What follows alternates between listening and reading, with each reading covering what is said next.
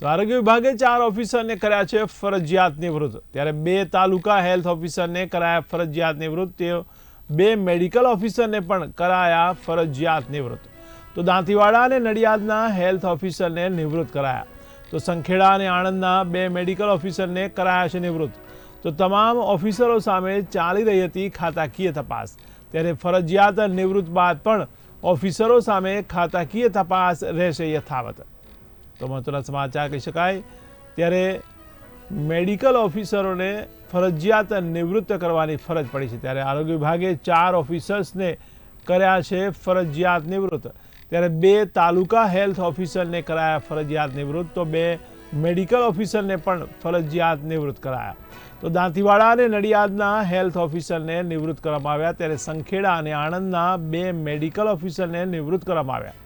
ત્યારે તમામ ઓફિસરો સામે ખાતાકીય તપાસ ચાલી રહી હતી, ત્યારે ફરજિયાત નિવૃત્તિ બાદ પણ ઓફિસરો સામે ખાતાકીય તપાસ યથાવત રહેશે.